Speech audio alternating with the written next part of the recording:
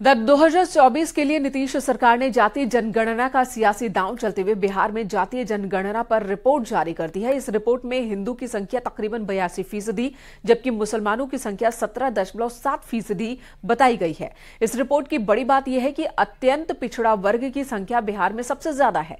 बिहार में अत्यंत पिछड़े वर्ग की संख्या तकरीबन 36% है, जबकि पिछड़े वर्ग की संख्या 27%।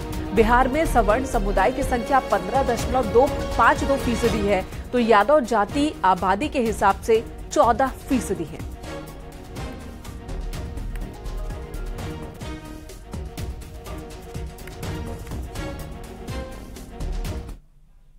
स्टैटिस्टिक्स ये फाइनल वर्ड नहीं है, अभी तो ये स्टेज 1 है जहां आपके पास आंकड़े आ गए। ये आंकड़ा सुलभ करना ही अपने आप में बहुत बड़ा चैलेंज। इसमें अभी पहले तो स्टैट्स जब आपको मिलता है तो आपके प्लानिंग ज़्यादा पॉइंटेड रहते हैं। जो हम टारगेटेड जो ग्रुप्स हैं, बहुत बार आप देखेंगे कि कोई पर्टिकुलर ग्रुप का एजुकेशनल लेवल वैसा नहीं है, इकोनॉमिक लेवल ऐसा नहीं है, तो कभी भी आपका जब स्टेटिस्टिक्स इन डेप्थ आप जाते हैं तो आपको टारगेटेड अप्रोच करने में फ़ायदा होता है। आपको याद होगा पहले जब पीडीएस होता था तो पीडीएस में अक्रॉस द बोर्ड जाता था तो टीपीडीएस आया, टारगेटेड पब्लिक डिस्ट्रीब्यूशन सिस्टम। तो टारगेट ओरिएंटेशन करना है, अगर आपको वल्नरेबल ग्रुप्स को कवर करना है तो जितना आपके पास स्टैटिस्टिक्स होगा उतना आप बेहतर महसूस करेंगे अपनी डिलीवरी में। उधर केंद्रीय मंत्री गिरिराज सिंह ने नीतीश सरकार पर हमला बोला। उन्होंने कहा कि जातीय जनगणना बिहार की जनता में भ्रम फैलाने के अलावा कुछ भी नहीं। जातीय जनगणना बिहार की जनता में, गरीबों में भ्रम फैलाने के सिवा कुछ नहीं है। इन्हें तो रिपोर्ट कार्ड देने चाहिए थी कि 33 साल 18 साल नीतीश बाबू और 15 साल लालू यादव, ये दोनों ने मिलकर राज किया और गरीबों को क्या उद्धार किया, कितने लोगों को नौकरी दी, कितने लोगों की हालत सुधरी, ये रिपोर्ट कार्ड होनी चाहिए थी। अब ये रिपोर्ट कार्ड जातीय जनगणना का देकर के लोगों में भ्रम के सिवा और कुछ नहीं। तो जातीय जनगणना पर सियासत जारी है। बिहार से बीजेपी की भी प्रतिक्रियाएं आने लगी हैं। रविशंकर प्रसाद ने बिहार सरकार पर हमला बोला और कहा कि जो परिवार से बाहर नहीं निकल सके वो पिछड़ों का क्या भला कर सकेंगे। अब जनगणना का क्या डाटा हुआ है देखकर बात करेंगे। सवाल है कि ओबीसी की बात करने वाले अपनी राजनीति को परिवार से आगे निकालेंगे क्या? इंदिरा गांधी के बाद राजीव गांधी, राजीव के बाद सोनिया जी, फिर राहुल जी, यहां पर लालू जी, फिर राबड़ी जी और फिर तेजस्वी जी, वहां मुलायम सिंह जी, अखिलेश जी, ममता जी और उनके भतीजा जी। आम ओबीसी कहां है? इसी बीच जेडीयू नेता केसी त्यागी का कहना है कि नीतीश कुमार जातीय जनगणना को चुनाव में राजनीतिक मुद्दा बना रहे हैं और इस मुद्दे पर पूरे देश में इस मुद्दे को प्रचारित भी करें। कर्पूरी ठाकुर और वीपी सिंह के बाद पिछड़ों और अति पिछड़ों के सर्वाधिक लोकप्रिय नेता के रूप में आज नीतीश कुमार उभरे हैं, जिन्होंने कई सौ वर्षों की गुलामी को तोड़ करके जातिगत जनगणना जनता के सामने रखी है।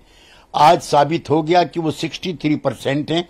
उसमें भी इन्होंने पिछड़ों और अति पिछड़ों का बंटवारा किया है, जो रोहिणी कमीशन नहीं कर पाया। हम आज के दिन नीतीश कुमार को सैल्यूट करते हैं और चाहते हैं कि पूरे देश में घूम घूम करके वो जनता को आंदोलित करें ताकि हर राज्य को जातिगत जनगणना करानी पड़े। और ये अगले चुनाव के लिए एजेंडा भी तय हो गया है।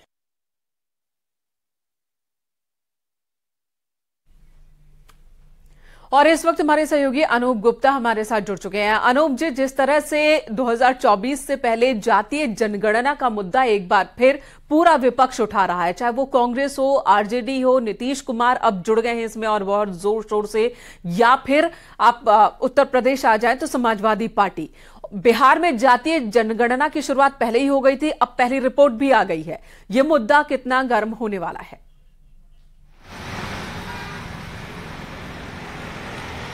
देखिए, आपको बता दूं कि बिहार सरकार ने जातिगत आधार पर सर्वेक्षण कराए थे और कहीं ना कहीं जो जनता दल यूनाइटेड और आरजेडी को लगता है कि अगर ये जातिगत जनगणना के जो परिणाम सामने आए उससे कहीं ना कहीं जो है बहुत ज़्यादा सियासी लाभ इनको मिलने वाले हैं। आपको बता दूं कि पिछले दिनों जब महिला आरक्षण बिल जब संसद में लाया जा रहा था तो उस वक्त भी जो इंडिया अलायंस के जो गठबंधन घटक दल थे वो भी लगातार इस बात की मांग कर रहे थे कि इस पे ओबीसी आरक्षण होना चाहिए। यानी कुल मिलाकर के बिहार सरकार और खासकर जनता दल यूनाइटेड और आरजेडी की कोशिश है कि किसी भी तरीके से ओबीसी और ईबीसी के नुमाइंदगी के तौर पर एक उभरने का जो है वो एक कोशिश जो है वो इनकी तरफ से हो रही है। लेकिन आपको बता दूं कि जिस तरीके से बीजेपी की तरफ से ये कहा जा रहा है कि आखिर जो सरकार है बिहार में अधिकतर वक्त में जो है वो नीतीश और लालू प्रसाद यादव की सरकार रही है, तो आखिर जो सर्वेक्षण सामने आया है, जो जनगणना सामने आया है, तो आखिर ओबीसी और ईबीसी की हालत के लिए जिम्मेवार कौन है? तो जाहिर सी बात है आगे इसके पब्लिक के जहन में भी, बिहार के जो लोग हैं उनके जहन में भी ये सवाल होगा कि दलितों में महादलित बनाया गया, नीतीश कुमार की ही सरकार थी तब बीजेपी साथ थी, जब एक पासवान को छोड़कर बाकी सभी दलितों को महादलित बना दिया गया, पिछड़ों में अति पिछड़ा यानी कि जाति के अंदर उपजाति कर दिया गया, तो इसका क्या फायदा इन उपजातियों को मिला, इन अति पिछड़े लोगों को मिला? ये सवाल तो पब्लिक करेगी। लेकिन जब बात सियासत की होती है तो बीजेपी की क्या तैयारी है?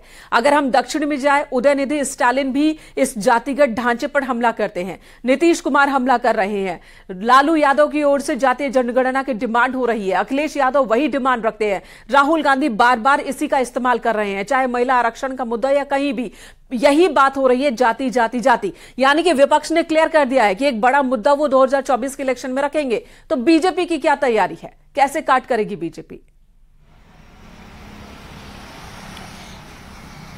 बिल्कुल, देखिए आपको बता दूं कि मुंबई में जो इंडिया अलायंस की बैठक हुई थी उसमें ही ये तय हो गया था कि जातिगत आधार पर और खास तौर पे ओबीसी को लेकर के जो है वो आगे ये पूरा गठबंधन जो है अभियान चलाने वाली है, क्योंकि कहीं ना कहीं उनको, उस गठबंधन को लगता है कि अगर इस मुद्दे को अगर राजनीतिक टूल बनाते हैं तो इसका फायदा आने वाले वक्त में ज्यादा हो सकता है। और यही वजह है कि चूंकि बिहार ने पहले से ही जातिगत आधार पर सर्वेक्षण कराए थे, इसलिए इन्होंने रिलीज कर दिया था कि ये पहला राज्य बन चुका है जिन्होंने जातिगत आधार पर जनगणना को सार्वजनिक किया है। इसका फायदा भी ना सिर्फ जेडीयू उठाना चाहेगी नीतीश कुमार, बल्कि ये पूरा विपक्षी गठबंधन है, इंडी गठबंधन है, वो इसका फायदा उठाना चाहेंगे। धन्यवाद अनूप जी इस वक्त पूरी जानकारी देने के लिए।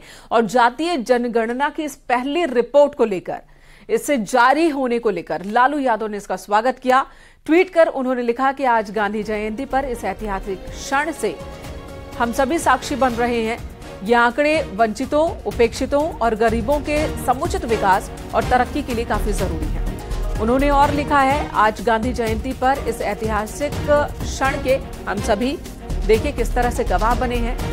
बीजेपी की अनेकों साजिशें, कानूनी अड़चनों और तमाम षड्यंत्र के बावजूद आज बिहार सरकार ने जाति आधारित सर्वे को रिलीज किया। ये आंकड़े वंचितों, उपेक्षितों और गरीबों के समुचित विकास और तरक्की के लिए समग्र योजना बनाने और हाशिए के समूहों को आबादी के अनुपात में प्रतिनिधित्व देने में देश के लिए नजीर पेश करेंगे। साथ ही वो लिखते हैं कि सरकार को अब सुनिश्चित करना चाहिए कि जिसकी जितनी संख्या उसकी उतनी हिस्सेदारी हो। हमारा शुरू से मानना है कि राज्य के संसाधनों पर न्याय संगत अधिकार सभी वर्गों का हो। केंद्र में 2024 में जब हमारी सरकार बनेगी तब पूरे देश में जातिगत जनगणना करवाएंगे और दलित, मुस्लिम, पिछड़ा और अति पिछड़ा विरोधी बीजेपी को सत्ता से बेदखल करेंगे। ये लालू यादव हैं, अध्यक्ष हैं आरजेडी के, जिन्होंने ट्वीट किया है।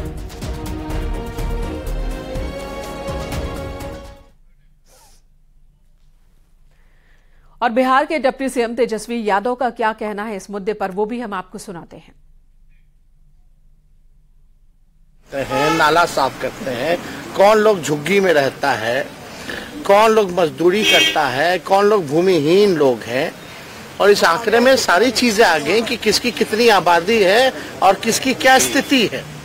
आर्थिक स्थिति का भी जो है पता चला है। तो लगभग जो है 64% पिछड़ा, अति पिछड़ा समाज के लोग हैं और 20% SC ST लोग हैं। तो ये आंकड़ा जो है लगभग जो है आप समझिए कि 85 के आसपास जो है पिछड़ा, अति पिछड़ा, दलित समाज का जो लोग है, वो आंकड़ा जो है देश के सामने जो है अब आ चुका है।